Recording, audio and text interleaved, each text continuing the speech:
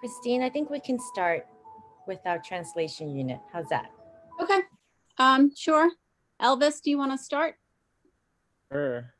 Good evening, everyone. My name is Elvis Marte. I'm the District 1 Family Support Coordinator, part of the District 1 Superintendent team. And we just wanted to announce that we do have interpretation in Mandarin and in Spanish. I'm going to go ahead and pass it off to the Spanish translator. Good evening. The next message I will make it in Spanish.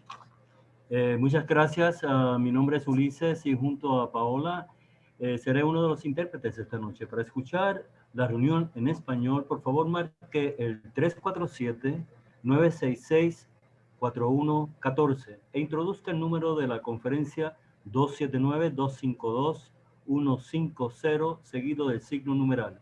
De nuevo, para escuchar la reunión en español, por favor marque el 347-966-4114 e ingrese el número de conferencia 279-252-150 seguido del signo numeral.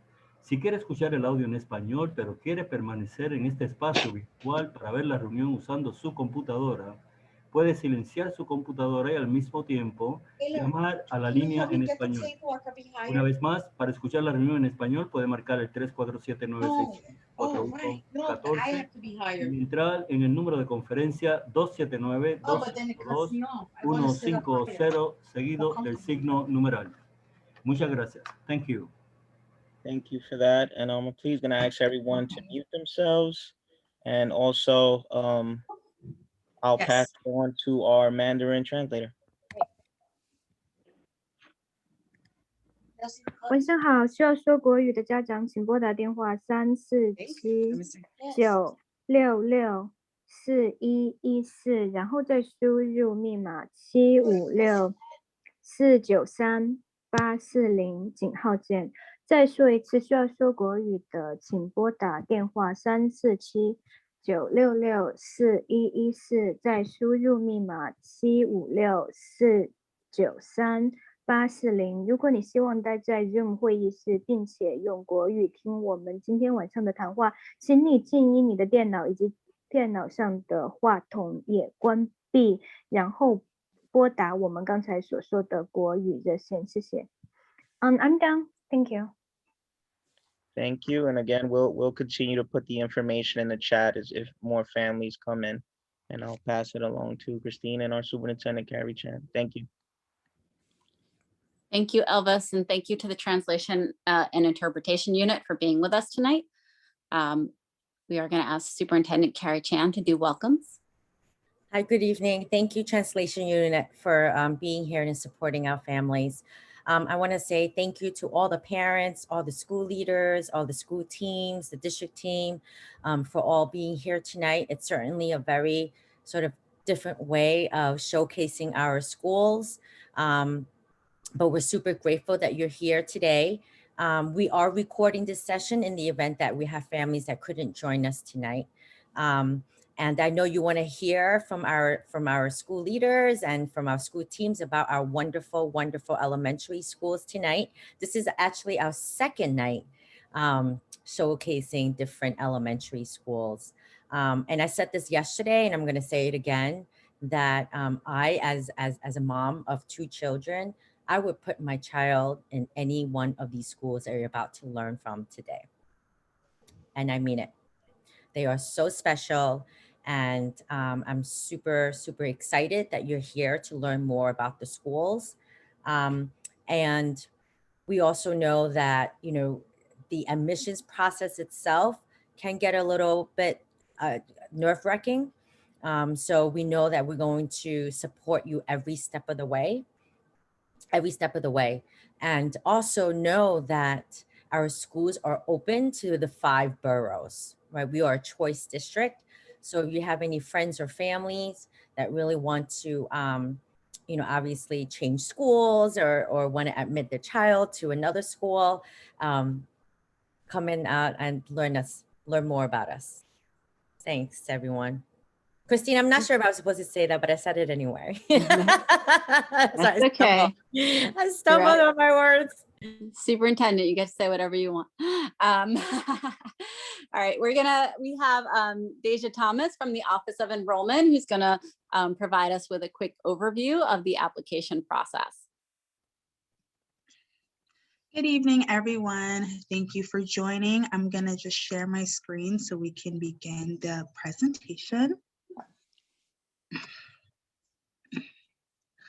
Okay, sorry, give me 1 second to get this situated.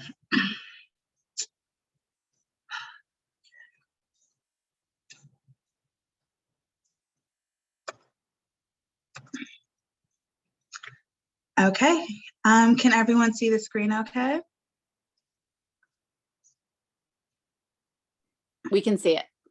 Okay, great. So again, my name is Deja. I am one of the 3K and pre-K project managers out of the Office of Student Enrollment. So my team specifically handles admissions, so how families apply and ultimately get a seat to a specific program for 3K or pre-K. So apply to 3K and pre-K. Both applications are open. For 3K, children are eligible if they are born in the year 2018 for the current school year, and that application deadline is April 30th.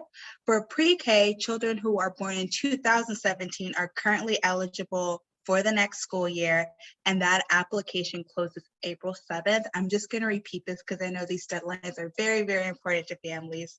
So again, the 3K application deadline is April 30th, and the pre-K application deadline is April 7th. The year of eligibility for 3K is any child born in 2018 is eligible to apply. And for pre-K, any child born in the year 2017 is eligible to apply for admissions for the next school year. So this is 2021-2022.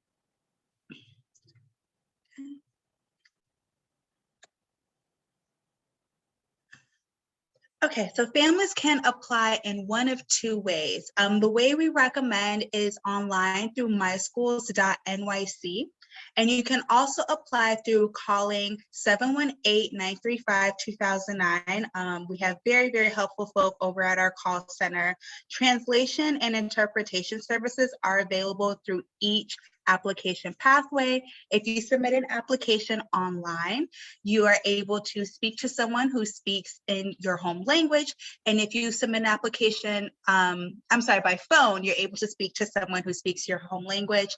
If you submit an application through My Schools, you are able to translate the page into one of the DOE's 10 languages. So this is a landing page for My Schools. So if you go on to myschools.nyc, this is what you see.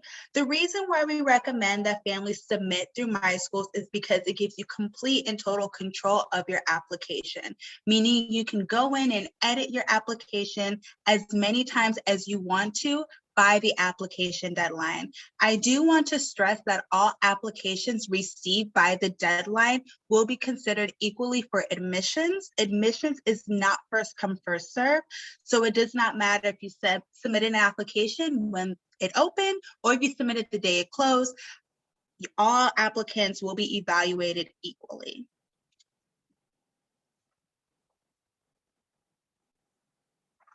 So I wanted to give you all a quick overview of what the admissions timeline looks like for elementary admissions. Typically in the fall, we encourage families to start exploring their options through My Schools, and they can use the various 3K and pre-K directories to narrow down their choices and get a sense for what's out there. Right now, we would say we're in the winter stance in terms of the admissions timeline, where applications are open and families are submitting. Families can list up to 12 programs on their application, and they can apply online or by phone. In the spring is when families get results. And also this is a time where they have to accept their offer in order to secure their seat for the fall. In the summer, there is a potential for families to receive waitlist offers. We're going to explain a little bit about waitlists later on, but in general, let's say you apply to 3 schools on your application. We were able to accommodate your child and offer to school number 2. and we place you on the wait list for school number 1, there's a possibility you could receive a wait list offer to school number 1 throughout the summer. So there are a lot of choices in New York City as it relates to 3K and pre-K. We do have a mixed delivery model, which means that we do not just offer programs through DOE district schools. And I'm going to explain the different types of settings right now. So the most common setting we would say are zoned district schools. So typically, your address will fall in a specific district, and then those addresses that have a specific zone around them, or the school has a zone around them, a collection of addresses that they are zoned to inside of a larger district. A non-zone school, which is all of the schools in District 1, there is no zone school. So families have an equal priority to attend any school in District 1 because they're all non-zoned schools. The next option is a pre-K center. These are the same as DOE schools. The only difference is that they only have the grades 3K and or pre-K in them. So nothing above pre-K. And then the last option are New York City early education centers and family child care networks. These are center and home-based programs partnered with the DOE, contracted to offer either 3K or pre-K. Some of these programs offer income and need-based programs for eligible families as well. How offers are made. Offers are made based on the choices listed on the child's application, seat availability at each given program that the family applies to, and then each program's admissions priorities. I do want to state that for 3K, because it is a new program and it is not yet citywide, not all applicants who apply to 3K will be made an offer. All applicants who apply to pre-K by the deadline will receive an offer, but you will still get a 3K result that lets you know whether or not you've gotten an offer and next steps to take. But that is the science on how offers are made. Your child's choices listed on the application, program seat availability, and each program's admissions priorities. You can learn more about admissions priorities by visiting the respective 3K and pre-K directories and expanding on a particular school on their information card. You can also learn more broadly about admissions priorities by visiting the 3K and pre-K websites.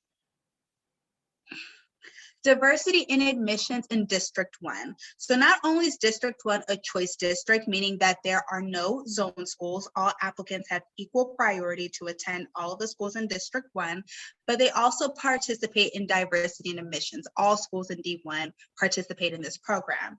This admissions model gives a priority to students who qualify for free reduced lunch, students in temporary housing, and English language learners for a set percentage of offers at every District 1 elementary school for pre-K and 3K. And then students who do not fall into those categories will get a priority for the remaining percentage of offers. Each year, we ensure that the percentage of offers made for each group reflect the diversity of the children applying. So that's another benefit about D1 schools. And this is how you can get in touch with the Office of Student Enrollment. We highly recommend, if you have any questions or need support in the application process, to email esenrollment@schools.nyc.gov. We try our best to get back to families within 24 to 48 hours. You can also call 718-935-2009, who are also very, very helpful. And you can submit an application right now online through myschools.nyc. And if you want to be alert for any updates in regards to the admissions process, you can sign up for email updates at schools.nyc.gov/signup, and then select the respective admissions process you want updates for. So whether that's 3K, pre-K, kindergarten, gifted and talented, etc. And I believe that is the end of the presentation. So I'm going to stop sharing my screen. If there are any questions, there'll be a Q&A section toward the end, and I'll be happy to answer any admissions related questions at that time. Thank you. Thank you, Deja. Parents, also, if you have any questions, you can feel free to put them in the chat. If they can be answered in the chat, they will be answered in the chat, or we will get to them at the end of the session. We do know that our school leaders like to talk about their schools. And so last night we did go a little over. And we do want to make sure we get to your questions if we have them.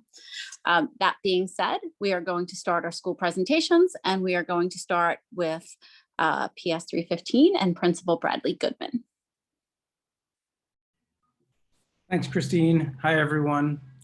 Nice to be here with you. I will definitely not go over my time because that is not something I would do. Just kidding. It is actually, I'm going to try really, really hard. So I'm going to set a timer for myself so I can keep track. But I appreciate this opportunity to talk to you all about the East Village Community School. My name is Bradley Goodman. I'm the principal there. And I have a few slides to show you here. So let's just, okay. All right. Okay, so we are the East Village Community School. We are a pre-K through 5th grade school, and we're located at 610 East 12th Street. That's on 12th between Avenue B and C. There's a picture of our beautiful building. We are co-located. That means that we share our building with 2 other schools, the Children's Workshop School that you'll also hear from tonight, and another school called P94, which is a District 75 program. At our school, we like to talk about our core values. We have 5 core values. We talk about them all the time. They are kindness, inclusion, social action, self-awareness, and my favorite, and maybe most importantly, joy of learning. And so we really center these values, and we try to anchor everything that we do, or frame everything we do around these 5 core values. We don't take for granted that they will always be visible or present in our curriculum and in our experiences that we provide for kids and families and so on, unless we really make it a priority, revisit it constantly, talk about it all the time. And so this is really a kind of essential to who we are and what we do. So this is one of the sort of, I guess, unique and special things about our school. We gather in ordinary times, of course, not these days so much, but we gather our whole school, all of our students, staff, and all of our families are always invited as well. Every other week in our school auditorium, and we have what's called our school-wide morning meeting, and we sing songs together.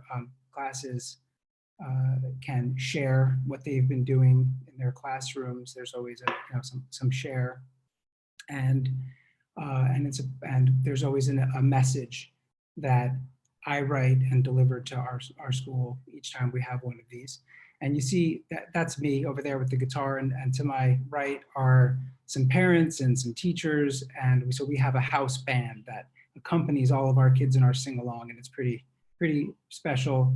It can be very magical when you have hundreds of kids all singing together in an auditorium. It's a beautiful thing. Oops. Okay.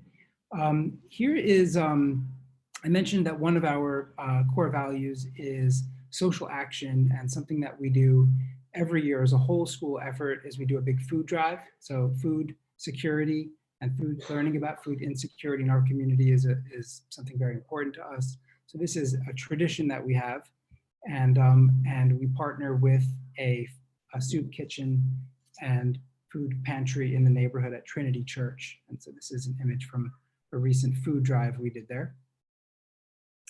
This is a picture of one of our kindergarten classrooms. And so, I'm including this partially to talk about our curriculum, but also really kind of our point of view, our worldview, or our beliefs about how kids learn, and tapping into that joy of learning. right? So in kindergarten, it's very important to us that our students are having fun. There's a lot of play, and we understand that very young children really learn most naturally, and when they're doing imaginative play or pretend play. And so we use the wooden unit blocks here as a vehicle for our learning in kindergarten. So this picture that you see, this is in a unit where kids are learning about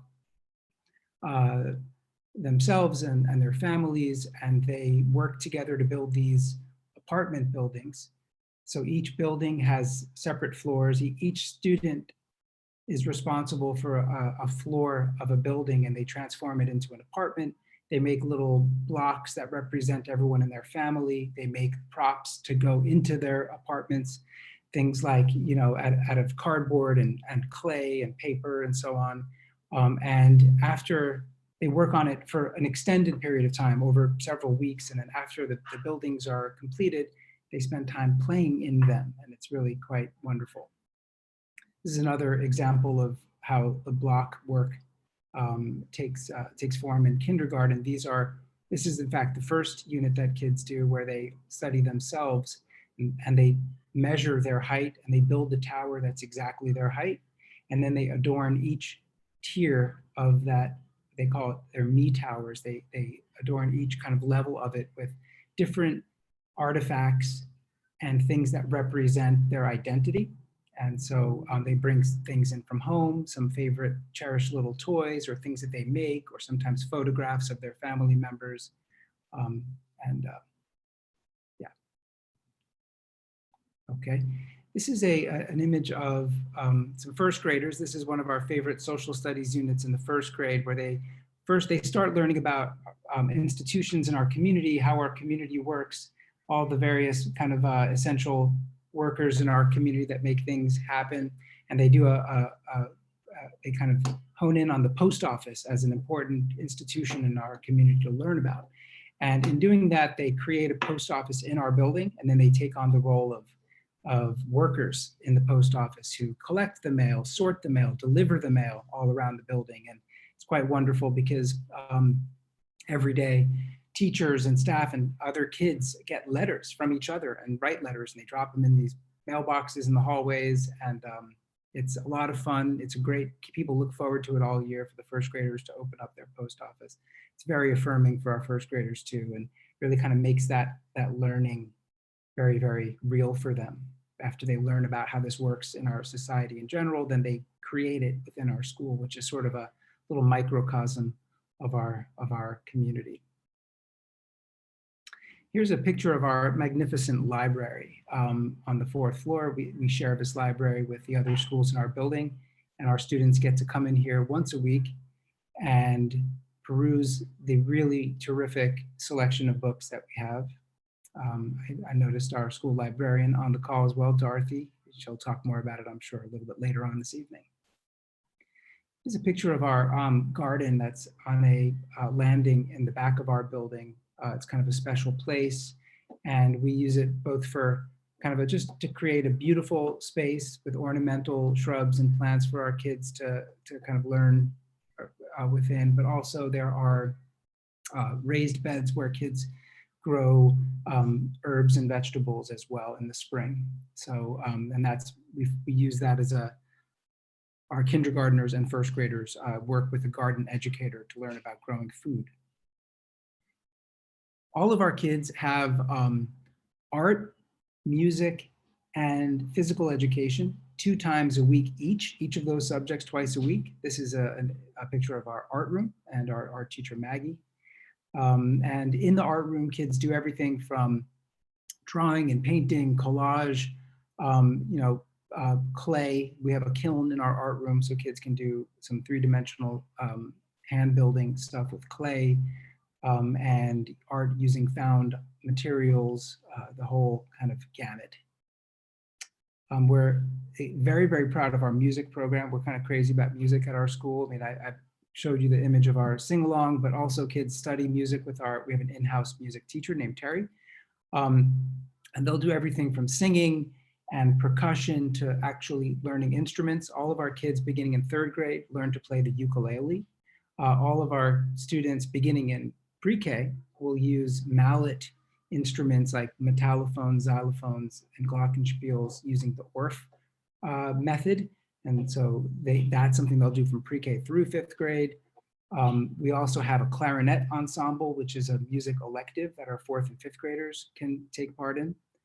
Other electives are, we have a rock band program, we have a choral singing program, we have a visual arts elective, we have, there's a chess elective, more about the chess program in a minute. This is an after-school program that we do with our music teacher. We have a marching band drum line in our school, which is amazing. Okay. And this is our chess program here. So we have a chess coach, works with all of our 2nd and 3rd graders. They have chess once a week all year long, and 4th and 5th graders can do it as an elective program. We organize tournaments on the weekends. We have really treasured partnerships with many outside arts organizations. This is Alvin Ailey. That was a picture of the Alvin Ailey residency that we do, which we love. This is a picture of our partnership with Jazz at Lincoln Center. They come to our school 3 times a year and put on concerts for our kids.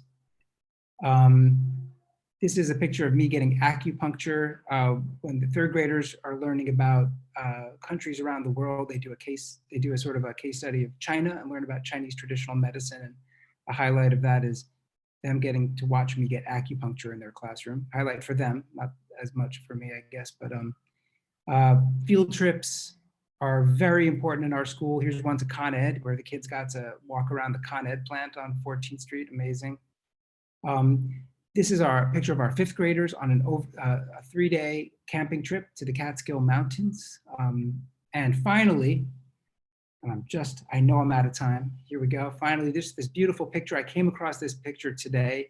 This was from 2015, and I saw it and I almost cried because I was reminded of just how, simpler times in the year 2015. But this is our kindergarten class. And one of the things that they have traditionally always done is they study the trees in Tompkins Square Park as one of their science units when they learn about trees. And they always adopt one tree. Every year, the kindergartners adopt a tree. And this year, it was this tree. They went out on a snowy day, and this magnificent picture was taken of them, and I love it so much. It really almost kind of broke my heart when I saw that today, because it reminded me of, magical times. Okay. And how'd I do? 10 minutes? A little more. Okay. A little more, but we were done with the Office of Enrollment 2 minutes early, so that's Perfect. okay. It all works out. All right, we're all good. We are going to move through parents. Just a reminder, if you want to put any questions in the chat, we will get to them at the end, or if they can be answered in the chat, they will be. All right, so we're going to move on to PS 34. Janet, I have made Mary the co-host as you requested. If there's someone else who needs co-hosting, just let me know. Sure, thank you.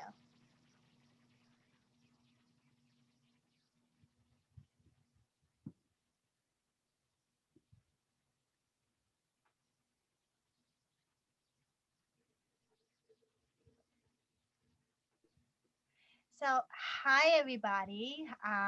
My name is Janet Lowe. I'm the assistant principal at PSMS 34. I was also a former kindergarten pre-K teacher at our school for 18 years before transitioning to my current position. In January of last year, Brian Glover became the new principal of our school.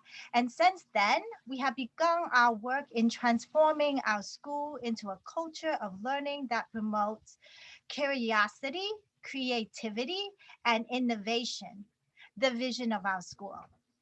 And this is the key components to inspire learning, starting with our youngest students. We also know that in order for us to maximize students' learning experiences, we must work as a team that consists of everybody in the school and outside the school, which is our community, to connect with our students personally that is culturally relevant and provide social emotional support that will shape students' learning in a positive way. So I wanted to share a story about one of our pre-K students, Adrian. So on the first day of school, Adrian came to school crying. The pre-K team and myself was trying very hard to comfort him, but still he wasn't able to stop crying. And all of a sudden, Larry, our custodian, showed up. He just looked at Adrian in the eyes and said in his deep voice, "What's going on?" And Adrian all of a sudden stopped crying and said, "I want mommy." And then Larry said, "Well, I'm Larry. It's going to be all right. You hear me?" And Adrian just nodded. So Larry walked Adrian to the classroom. He stayed with Adrian for a little bit, and then he said, "Listen, I gotta go back to work. You're gonna be okay. And you just have to, and I will check up on you later, okay? Be good." And Adrian responded and nodded. So this is just one of the examples of how we work together for our students. So our school is a pre-K to 8 school. We don't share space with other schools. We also have early drop-off and after-school services for our students. We check students' social and emotional well-being as they enter the school. When we notice that a child needs that support, we act on it immediately before the child goes into the classroom. We do this because we know that children's social and emotional health affects their overall development and learning. And we want them to have the best learning experiences in school every day.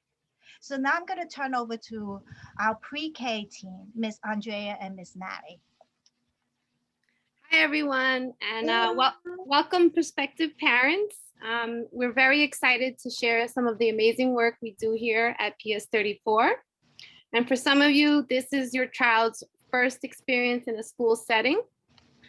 So when your children start pre-K, it's a very big step for them. And as teachers, we hope your child will be excited, and most likely they will be.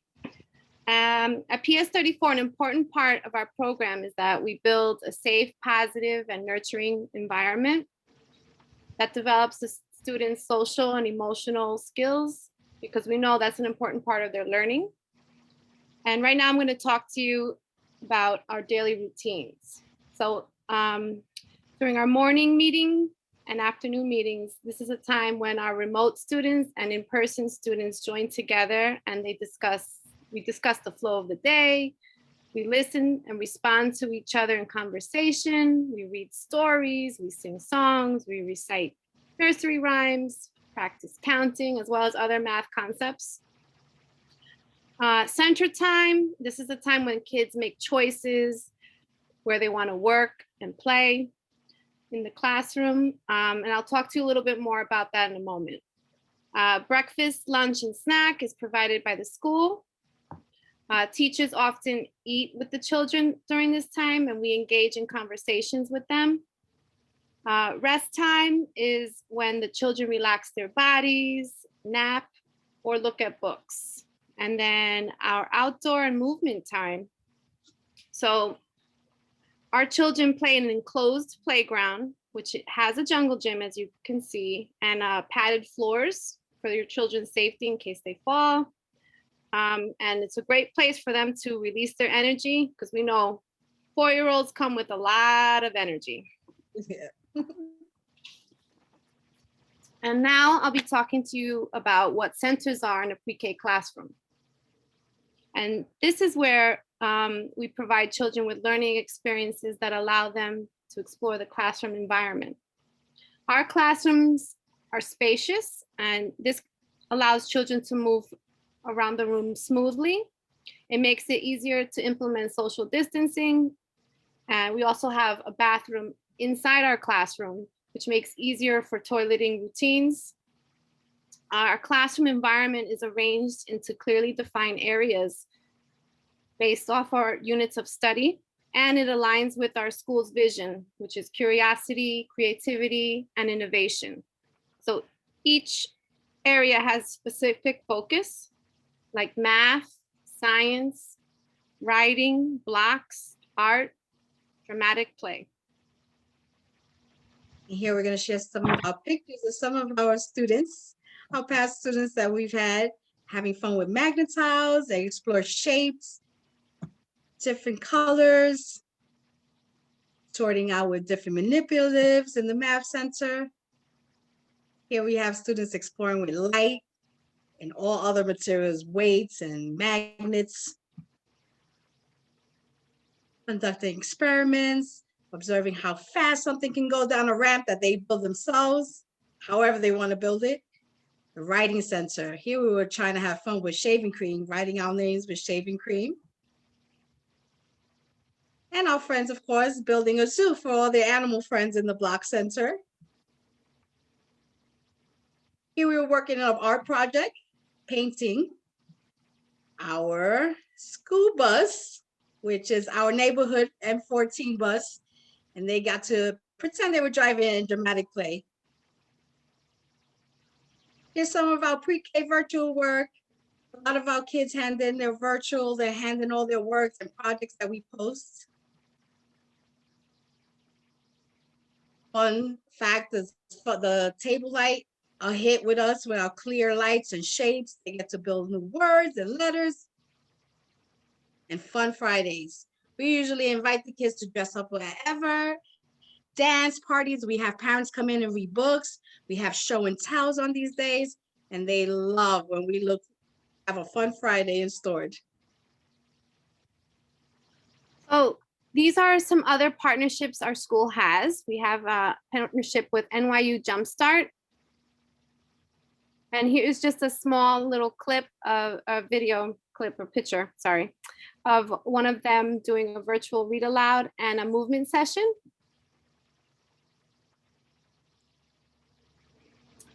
The cook shop, so our students making yummy snacks with veggies and pitas.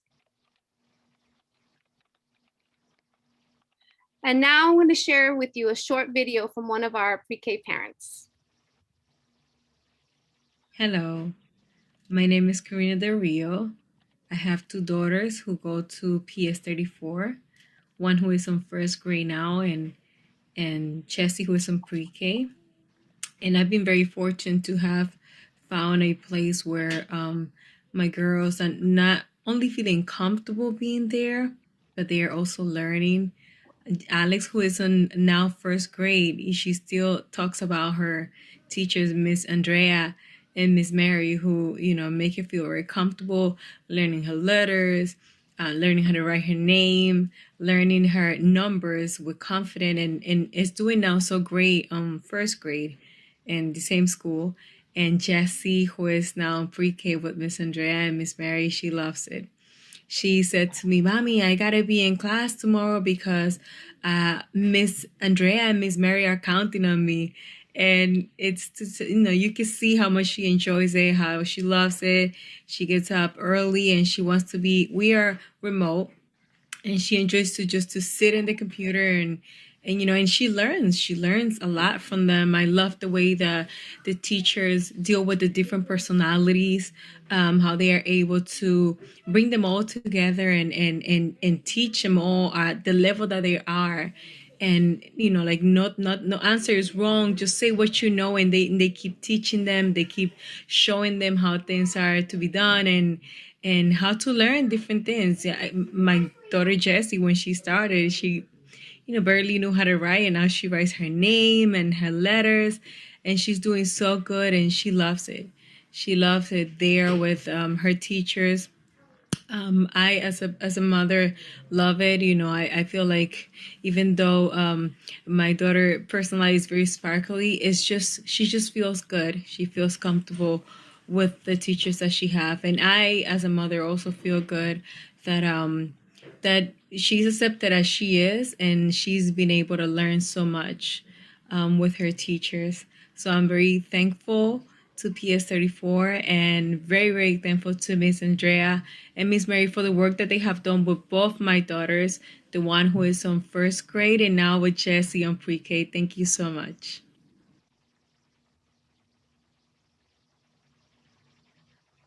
We hope you enjoyed.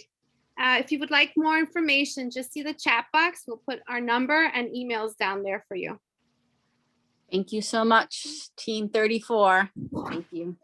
Thank you. Okay, PS 19. Hi, everyone. My name is Christina Sahibzada. I'm here to represent my school at PS 19 Ashley Levy School. First, I want to say Bradley and Janet, you did a fabulous job. I don't think I can outdo you guys. So here we go. All right. So we're located on First Avenue between 11th and 12th Street. Behind me here is our schoolyard.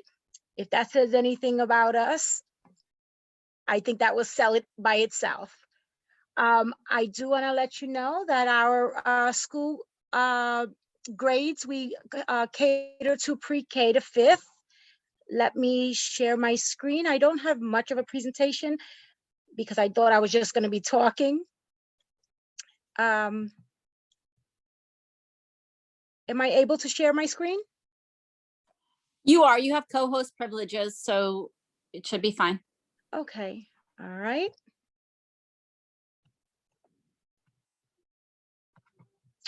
All right. So here's our brochure. I will put in the chat our school website address.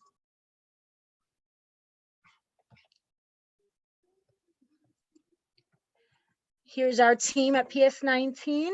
And in our site, you will find, actually, let me start with enrollment. Our enrollment in our school right now is 211 students. We are a very small, intimate school. Pre-COVID, we can go up, we were up 250. Like I said, we cater to pre-K to 5th grades. We have 2 classes in each grade. One pre-K class, and then 2 kindergartens, 1st, 2nd through 5th grade. We have, each grade has an ICT class and an ICT NEST class in each grade. 2 teachers in each class. We have a general ed teacher and a special ed teacher in every grade. Okay, I suggest everyone go on our website. It has an abundance of information, which is our school brochure, staff, class pictures, curriculum you would find there, and our school quality snapshot. There's also a section for, here we go here. Let me give you pre-K, an example of pre-K. Here's our 2 teachers, Miss Torres and Miss Loader. And this is the curriculum for the year. Let me show you kindergarten. These are all the kindergarten teachers. And this is their curriculum. So you guys can take a look there when you have a chance. We have school supply list if you're interested in the full curriculum.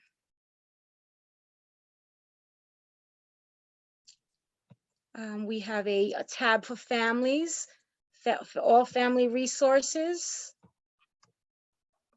all our workshops, calendars. Let's see, we have a parent coordinated corner, our fabulous PTA members. Everyone's like family here. And we also have a school tour dates if anybody's interested. We got Miss Dugan and Miss Chasen, our principal and assistant principal here. All our program partnerships. I just want to get you down to our tour date, sorry.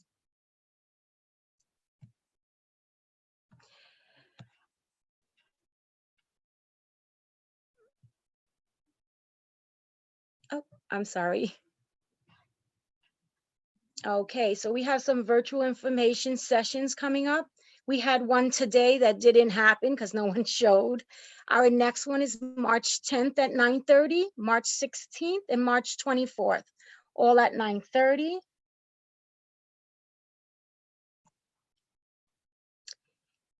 And if you like to give me an email, send me an email. Our contacts, my contact is, you can send me an, oh, sorry.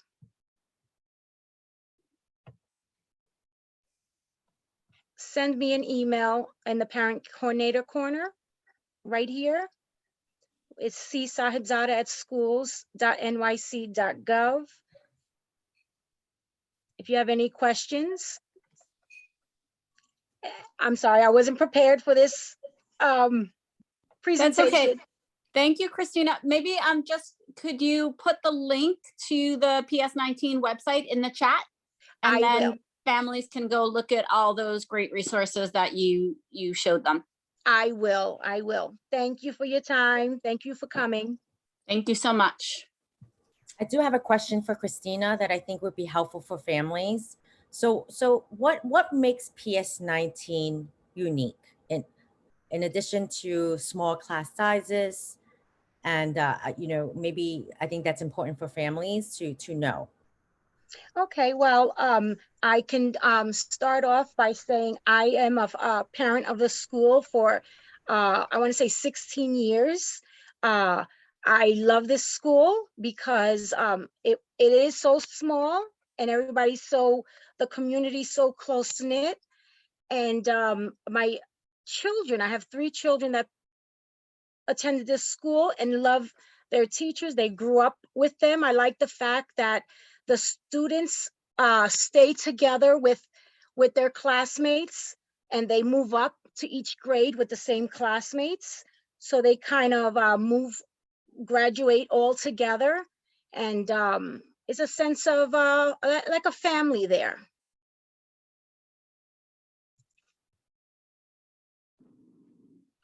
Thank you so much. Okay, we're going to move on to PS 361, Children's Workshop School. I believe Suma, you are sharing for us. Yeah. Hi, Great. Maria. Thank you so much. Hi. Hi, Maria. Hi, Maria. I'll be there tomorrow, Maria. All right. So, okay, you're a lot what you're going to see. So my name is Suma Joseph. I'm one of the pre-K teachers at the Children's Workshop School. I'm going to share my screen. Let's hope it works. Okay, there it is. So welcome to the Children's Workshop School, also known as PS 361. So I'm one of the pre-K teachers, and Maria Velez Clark is our principal. She's with us today, so is Dorothy Cantwell, our parent coordinator, and Helen Chan. She's the other pre-K teacher. And we share our school building, like Bradley had said, with East Village Community School and P94, which is a District 75 school. So we kind of have a little slideshow for you. While it's playing and you can see some pictures, you can see some pictures of our school, and I'll just kind of give you a little snippet of our school.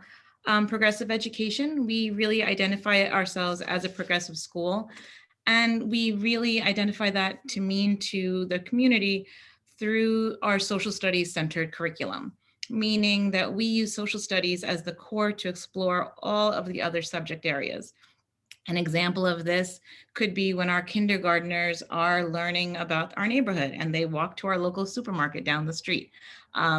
And after they've gone shopping and explored and observed, they're coming back to their classrooms, and they might be part of math during their math time. It might be looking at the weekly circular to notice what numbers they're seeing. Science that week might be, exploring and feeling that pumpkin that they've purchased and what the seeds feel like and smell like inside. And for social studies and art, they might recreate the supermarket in their block area or through different art projects. And they're reading many different types of books about markets. So we really feel like that core curriculum of social studies helps our child become a whole learner. So many years ago, almost 28 years, I believe, Maria Velez Clark was a co-director of our school and helped create our school with Gene Finnerty on the beliefs and ideas of Dr. Martin Luther King Jr. And his ideas of the world, his hopes for the world, and that's really at the center of our school. And we do this every year through an Honoring the Dream celebration. And you were seeing pictures of that, where classes from pre-K through 5 are representing their classes of what they've learned and how we would make his dream continue and be proud of us. So we have something called community meeting that's one of our favorite CWS traditions. Every Friday, we all used to meet in the auditorium and we sing songs together, and families are welcome to come. And it's a time for us to share all of our, what's going on in our classrooms, sharing that social studies curriculum so that our fellow peers and classmates can learn from one another. Right now, we're doing that through Google Classroom. So we might be sharing it at the same time, but we're not meeting all together in our, in the auditorium because of, this after COVID times. We also have something called Reading Buddies, which you were able to see some pictures of. Reading Buddies is a really important and special part of our school. I have to say, as a pre-K teacher, I love it. And what we do is we really match up a pre-K class or a lower, a younger grade class with an older grade class. And what we do is those third graders and fourth graders are meeting with pre-Ks and Ks, and they're reading stories to their little buddies and they're meeting their little buddies, and we might be doing projects or having snack. It's another way for that sense of community to help to spread throughout our school. So when we're walking in the hallways or we're at the park, you'll say, hey, that's my reading buddy. That's my friend. He's part of my school community, my school family. And by the time they get to fifth grade, our fifth graders do community service where they come into all of the classrooms and really get to help the children. Because they've learned over the years that every act of kindness is so important. So they are doing what it's their job, and that their job is to be those seniors and to show those, those younger children what they can do to make the world a better place. So I'm kind of giving a quick snippet of our tour. So if you are welcome, you're welcome to go to our school website afterwards.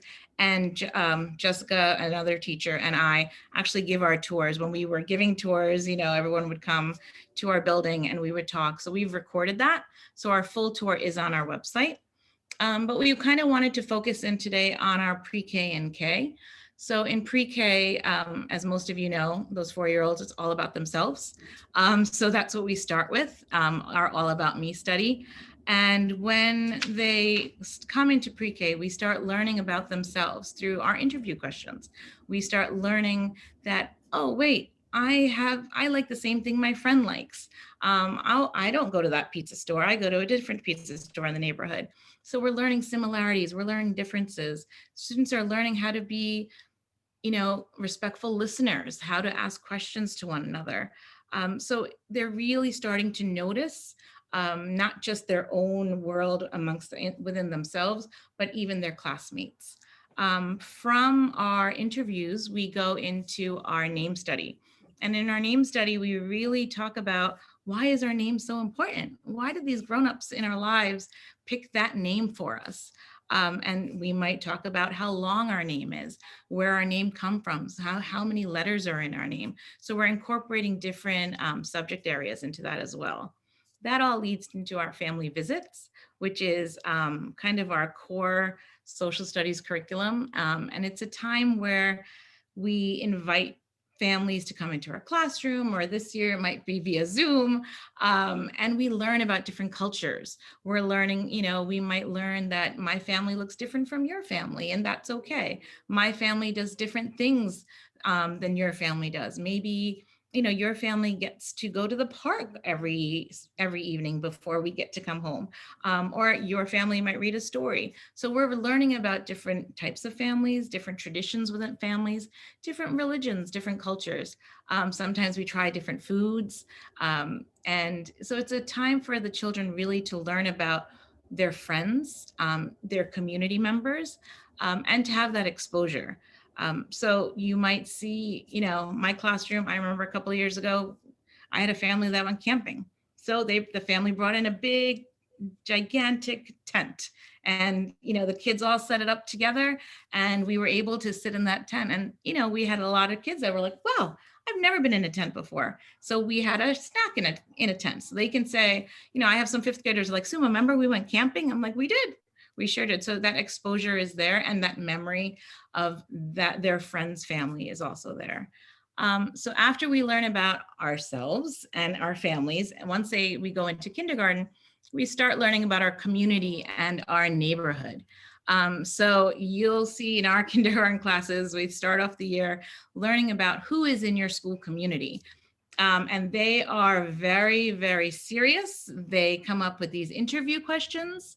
They set up appointments for teachers, for custodial staff, for the security guard, whoever is in the building. They want to know, why is your role here so important?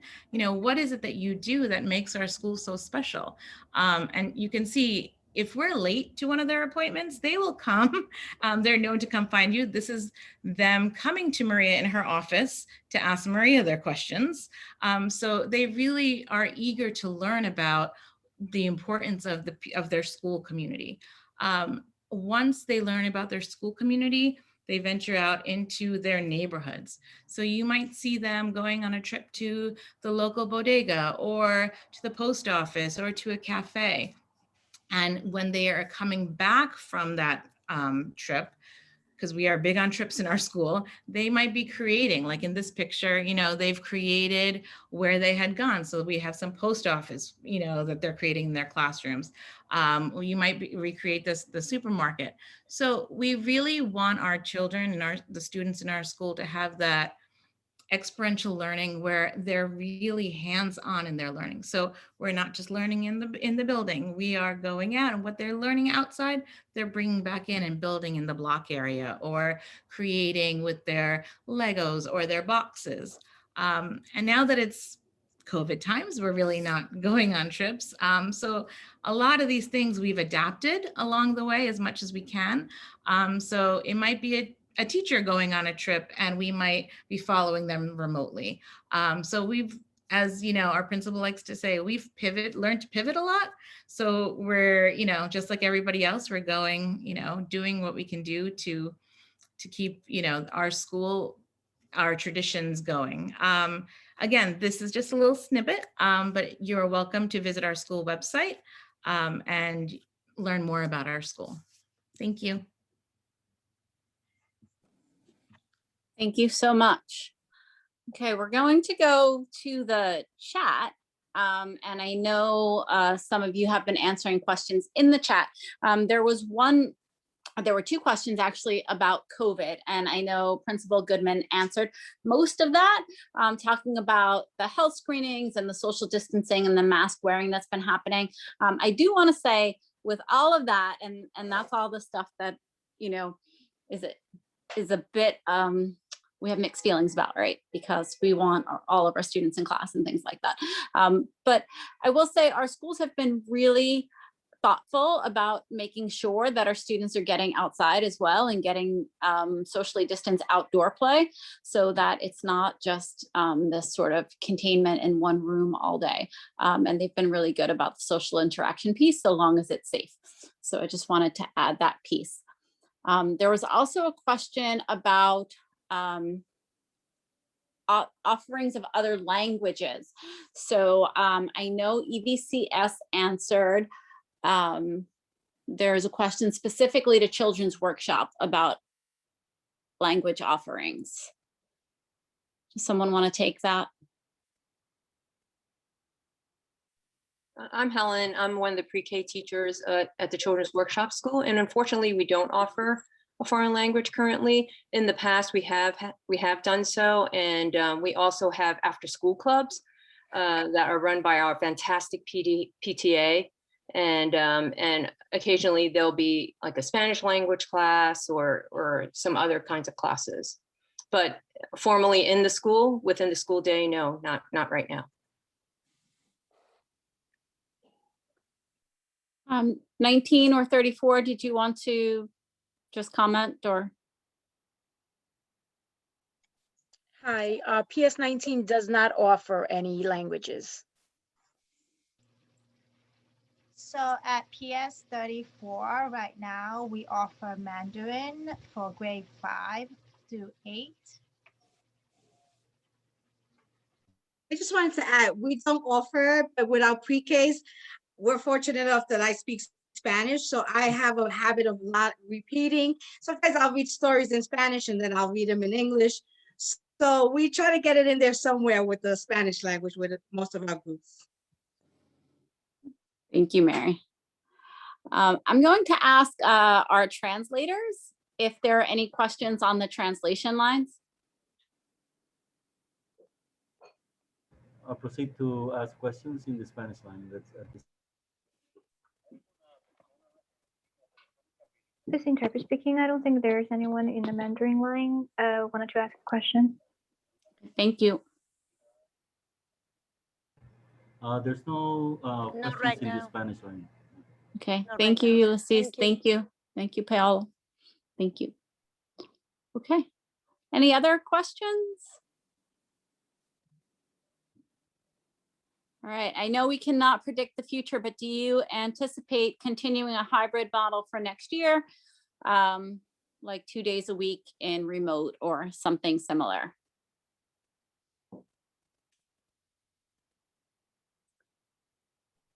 Hi, I can speak to that a little bit.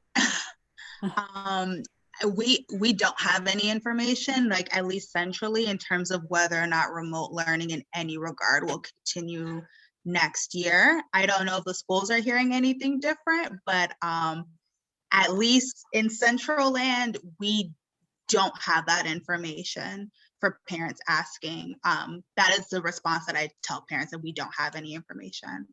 I also don't anticipate that that information probably won't be available until toward the end of the school year, maybe into the summer, just to be honest. Yeah, I think we all might be guessing and hoping, certainly hoping to return full time. Many of our schools are offering 5-day-a-week options. They can offer that option within social distancing guidelines, because we do have students who have opted into fully remote and continue to, to make that choice. We do know, probably not in our early childhood, and the focus of this call is really our 3K and pre-K. But we do know that there are remote options that are working well for some of our upper grade students, and schools are exploring ways that they can make remote options available, whether or not it's actual part of the school day, but maybe just remote learning opportunities for students. We have one question in the chat. EVCS mentioned electives and after-school programs. How do these work across grades? Do other schools have something similar? So schools, can you speak to your after-school enrichment options? I'm Helen from Children's Workshop School. And like I mentioned before, our PTA runs after-school clubs during non-COVID times. Right now, we are not. But it's for, there are a lot of parents who run the clubs themselves, and also outside specialists who come in, and it's for all the grades.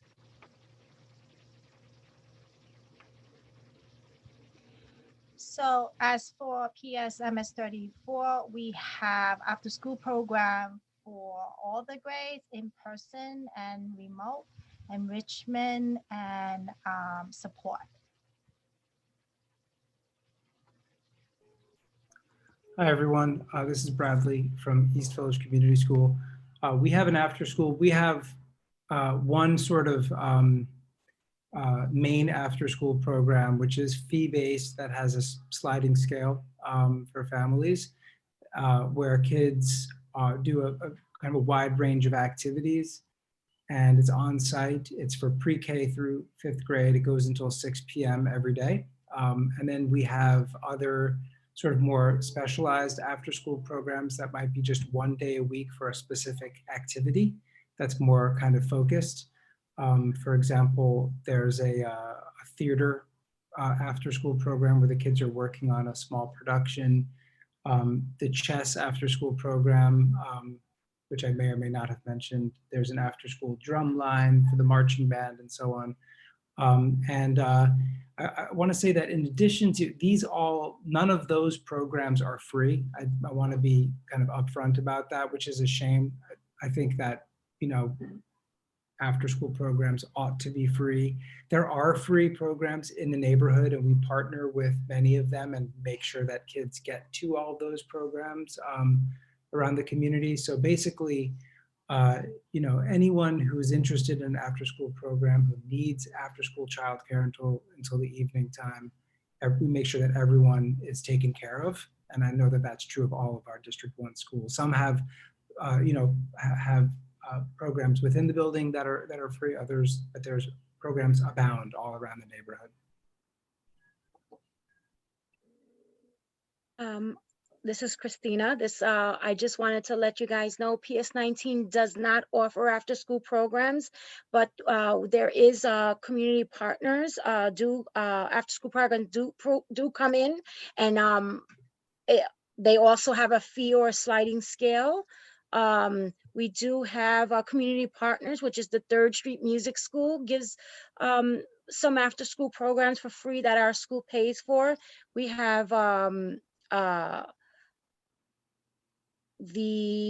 Studio in a School, NYU, comes to our school and also does some programs, but it's not an everyday thing. It's like certain times of the year we do that.